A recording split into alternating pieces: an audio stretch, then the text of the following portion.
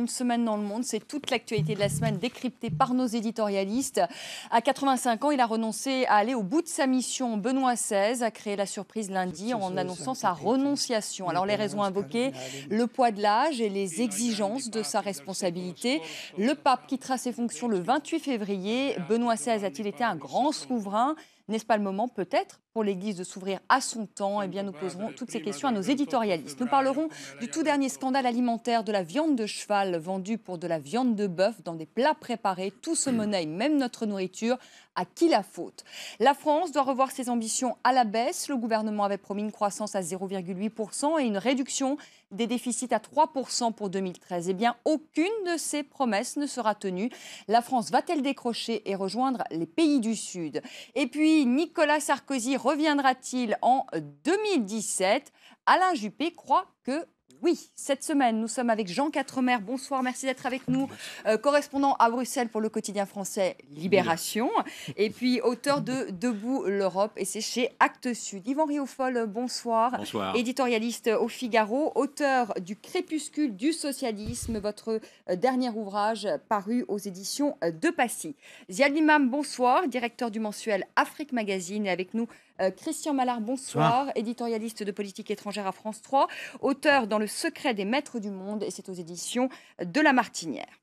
Le 19 avril 2005, Benoît VII succédait donc à Jean-Paul II. Près de 8 ans après, eh bien, le pape annonce à la surprise générale qu'il renonce à ses fonctions en raison de la fatigue et de l'exigence de ses responsabilités. Cette renonciation d'un pape est quasi historique. C'était lundi, on écoute Benoît XVI. Après avoir fait mon examen de conscience devant Dieu, je suis parvenu à l'idée qu'en raison de mon âge avancé, je n'ai plus la force d'exercer de manière adéquate le ministère pétrinien. Yvan Rioufol, je vous ai lu ce vendredi dans le Figaro, dans votre édito, ce que le conservateur Benoît XVI lègue à la modernité, et votre papier était extrêmement élogieux. C'était un grand pape, hein? Oui. Je le pense très franchement. C'était un pape qui ne correspondait pas, en tout cas, à la caricature qu'en ont fait trop facilement les médias. Il était certes conservateur, mais on ne peut pas demander à un pape d'être une rockstar, enfin, même si Jean-Paul II l'était un peu à sa façon. Et surtout, il a démontré ce qui, pour moi, est une conviction profonde, c'est que ce conservatisme-là peut être précisément moderne ou moderniste, dans ce sens qu'il a représenté ce qu'est aujourd'hui la contre-culture, si vous voulez. Le contre-pouvoir face à, pour aller vite, au relativisme généralisé qui voudrait que tout se vaut. Et donc le pape, avec cette personnalité un peu effacée, très humble, et même cette voix fluette qui, a priori, ne se faisait pas entendre, je pense, a réussi à passer les foules, à passer les esprits pour essayer de faire comprendre qu'aujourd'hui, il était bon d'entendre non pas tellement une religion, mais un discours qui faisait prévaloir l'esprit critique, qui faisait prévaloir la nécessité d'avoir des contre-pouvoirs, des analyses individuelles, etc. Et donc c'est dans le fond, dans ce mariage qu'il avait voulu prôner entre ce qu'il avait appelé la raison et la foi, c'est-à-dire la raison, c'est-à-dire notre propre capacité à nous opposer, en l'occurrence, à cette dictature du relativisme, tel qu'il l'appelait, et la foi pour ceux qui l'ont, mais c'est un discours qui était accessible également à ceux qui ne l'avaient pas. Et en cela, je pense qu'il pose les bases d'un discours novateur, en effet, qui permettra à la société, si elle veut bien l'écouter, mais je crois qu'il y a un fond de réception dans cette France silencieuse qui correspond à peu près à l'auditoire auquel il voulait s'adresser. Je pense qu'il y a là une manière d'essayer de contourner cette sorte de tyrannie du politiquement correct, dans le fond, dont il était, lui, un des opposants et un des résistants les plus représentatifs de mon point de vue. Mais est-ce que quelque part, le pape, en démissionnant, ne devient pas un homme comme tout le monde? Oui. Il démissionne, voilà. Et en plus, sa démission est un acte assez novateur parce qu'il prend beaucoup de distance avec le pouvoir, beaucoup de distance avec la gloire. Et il fait comprendre d'ailleurs à ceux qui s'accrochent au pouvoir et à la gloire que dans le fond, ils pourraient également avoir plus d'autocritique eux-mêmes sur leur nécessité de rester à leur place. Limam, vous êtes d'accord avec Yvan Rioufol? C'était un grand pape. Ah non, moi je n'ai pas la prétention de juger la papauté. D'abord, ça a quelque chose à voir. C'était quand même un pape controversé, parce qu'on ne le dit pas encore pour l'instant, mais enfin, on ne pourrait pas vous faire venir là-dessus. Non, mais moi je constate que les deux derniers papes qui ont occupé une grande partie de ma vie, puisque ces gens vivent très vieux. Ils ont de la chance, je sais pas, ils sont protégés par quelque chose de divin, donc ils vivent vieux. Ils nous ont quand même résolu aucun problème social, aucun problème de société auquel on est confronté, que ce soit le statut des membres de l'Église, que ce soit la question du sida, que ce soit la question du mariage, que ce soit la question de préservatif. Bref, tout ça est resté figé en l'état. On ne bouge pas, on bouge au millimètre. On peut appeler ça du relativisme. C'est vrai que le pape actuel avait fait un petit geste sur la question, je crois, du préservatif, mais vraiment le minimum de ce qu'on peut faire au XXIe siècle, et surtout le minimum de ce qu'on peut faire dans des continents, parce qu'on pense toujours à la France, à l'Europe, etc. Mais ces questions-là, dans le monde sud, sont des questions essentielles. Et le pape est une personnalité essentielle. Donc la voix qui vient de Rome... Essentielle, il ne faut pas exagérer. Non, mais les gens sont croyants. Enfin, je veux dire, c'est comme ça et il faut le reconnaître. Donc je trouve que la seule nouveauté intéressante dans tout ça, l'Église ne change pas, le dogme ne change pas. Ce qui change, c'est qu'un homme doté de raison dit « je suis trop vieux ». Et je ne peux pas suivre... Christian Mala. Bon, je ne suis pas très intéressé, n'étant ni croyant et plutôt anticlérical, donc on peut pas dire que le sujet me passionne énormément, mais néanmoins on peut voir qu'une chose, c'est vu la crise des vocations, vu la fréquentation en chute libre des églises, que manifestement la chrétienté ne parle pas au monde moderne. Et ça, de ce point de vue-là, vous avez tout à fait raison. C'est-à-dire qu'on a l'impression d'une église qui devient une secte, qui se sectarise, petit à petit, qui se renferme sur son corps de métier. C'est une secte avec 1,3 milliard fidèles. Mais, non, mais quand je veux dire sectarisé, bien sûr, je veux pas exagérer, pas du tout une secte. Mais c'est en train de se renfermer, et c'est vrai que ça ne parle pas du tout au monde moderne. Effectivement, sur le sida, sur la contraception, sur le mariage des prêtres, etc. Ce n'est pas fait pour ça. Se renferme sur elle-même.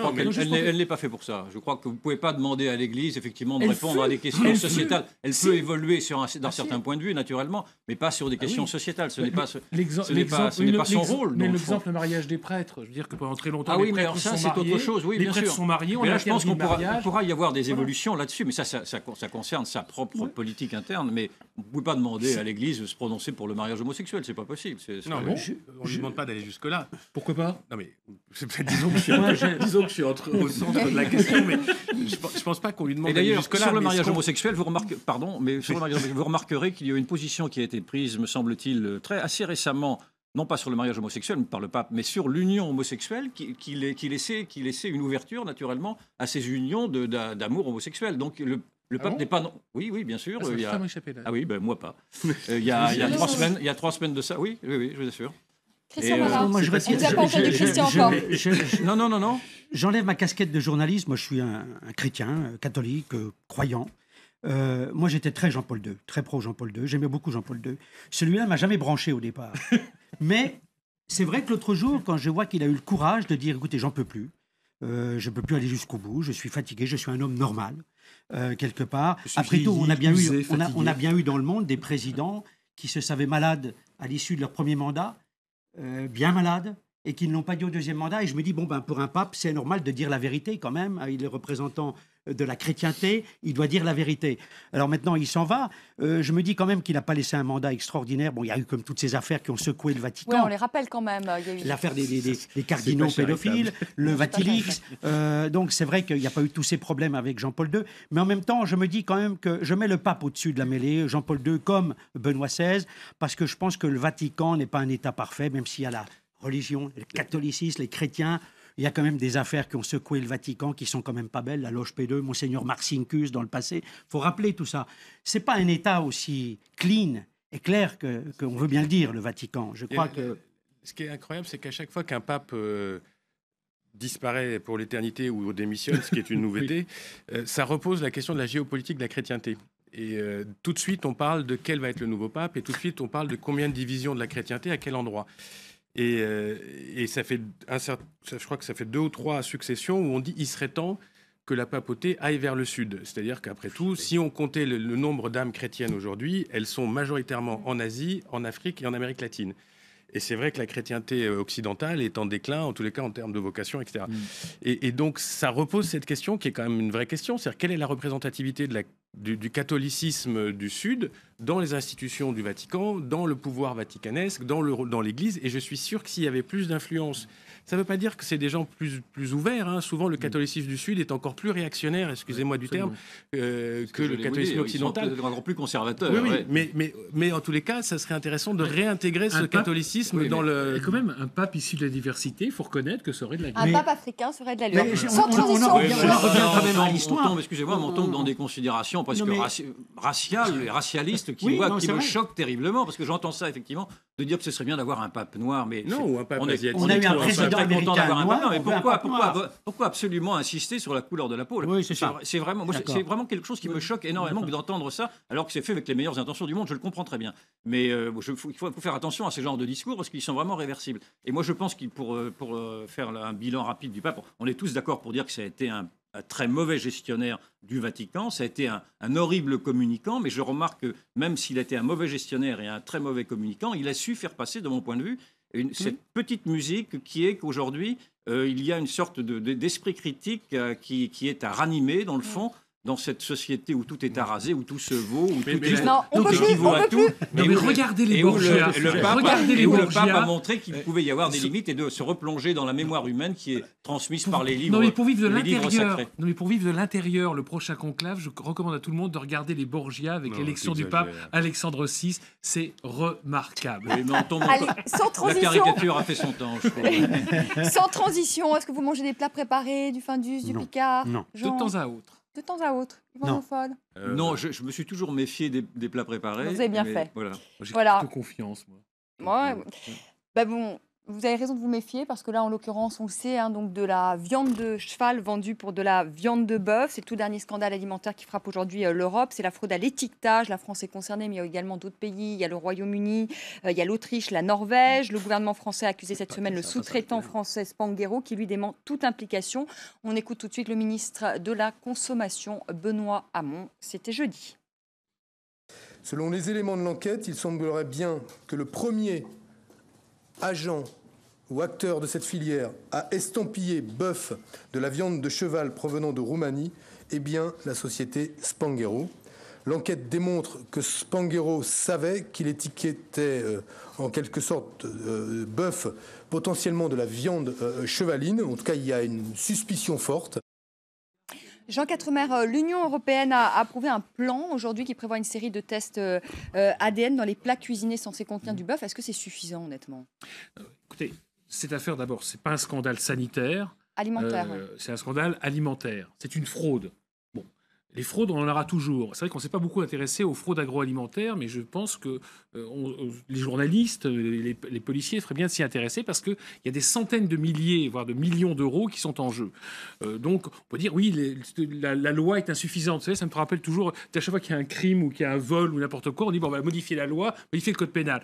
On a un code pénal européen, en Europe, avec un étiquetage, mais ça n'empêche pas qu'il y ait des gens qui commandent de la viande de cheval, qui reçoivent de la viande de cheval, qui changent l'étiquette et qui mettent dessus du bœuf. C'est une fraude. Et ça, quoi qu'on fasse, il y en aura toujours. À moins de mettre dans chaque abattoir, dans chaque société agroalimentaire, un policier, évidemment. Donc il ne faut pas non plus chercher à tout prix des boucs émissaires. Il y a des fraudeurs, et une fois qu'on les a identifiés, il faut les punir. Alors là, on n'a pas pris des mesures nouvelles, simplement on dit aux États membres, faites votre travail, envoyez vos inspecteurs sur place pour faire des vérifications de du type de viande qu'il y a dans tel ou tel plat préparé. Voilà, mais ça, c'est comme de lutter contre la criminalité, encore une fois. Parce que moi, ça m'a beaucoup amusé le point de départ de cette affaire, parce qu'on a d'abord cherché, ce sont les Roumains. Vous vous rappelez? Sur les Roumains, ils ont interdit les carrières. D'abord, c'est les Roumains. Ensuite, c'est l'Europe. Ils ont mauvaise réputation en général. Voilà. C'est le Roumain. C'est parti. Le Roumain est la précipitation. Le Roumain a mauvaise réputation. Ça vous rappelle pas l'affaire des concombres espagnols qui venaient d'Allemagne? On a accusé les Espagnols, on les a montrés du doigt, puis après on a accusé l'Europe, parce que forcément l'Europe fait toujours une bonne coupable. Et puis finalement, qu'est-ce qu'on découvre? Mon Dieu, c'est du soja biologique cultivé en Allemagne qui est responsable. Et là, aujourd'hui, petit à petit, alors après avoir accusé les Roumains, puis ensuite l'Europe, parce qu'on a expliqué que c'est parce que l'Europe avait pris une directive pour interdire les carrioles roumaines qu'on s'est retrouvé avec un surplus de viande sur le marché européen. Et d'un seul coup, paf, on découvre, c'est Spanghero, une bonne boîte de Castel Nodari, c'est ça, qui aurait elle-même fraudé. Épatant, non?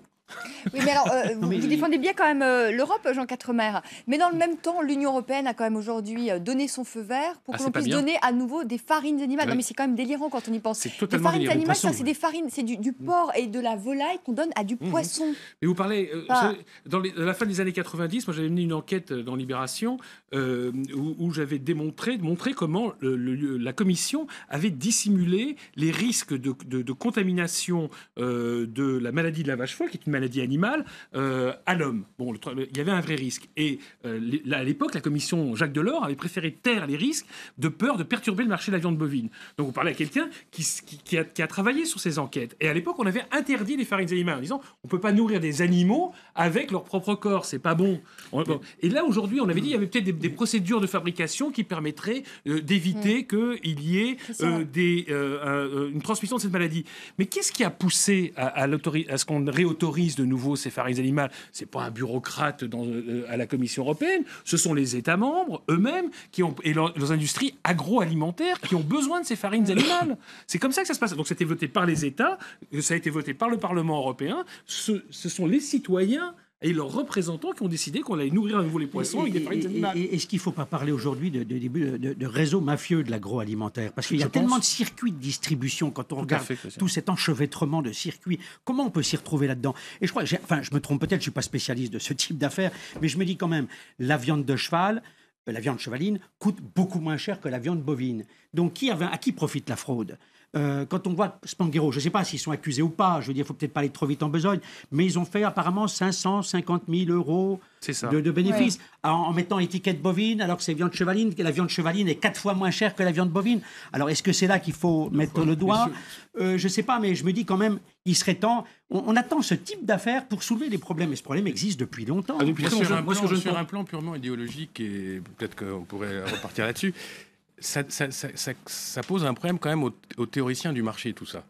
Parce que tous ces gens nous expliquent que le marché se régule par lui-même, que les gens sont raisonnables, que tout ça, le business se fait de manière propre et clean, et qu'à la fin, il n'y a pas de fraude, il n'y a pas de truandage, on ne file pas du cheval à la place du bœuf. Ça prouve quand même que sur des filières comme celle-là, qui sont des filières stratégiques, d'abord en termes d'indépendance de chaque pays alimentaire, etc., et puis surtout en termes de santé, ça prouve quand même qu'il doit y avoir une présence de l'État ou des États ou de la Fédération européenne pour réguler ces marchés qui nous impliquent directement. La deuxième chose, on en a peu parlé, mais ça commence à remonter, c'est le business de la viande. Oui. C'est un truc surréaliste. Tout le monde mange de la viande et la pression est pour faire descendre les prix le plus bas possible. Et forcément, on ouvre des boulevards. Sur le plan écologique, il paraît que c'est un désastre. Moi, je ne suis pas un spécialiste, mais il paraît que c'est désastreux. Et sur le plan économique, évidemment, on crée l'appel d'air de la fraude.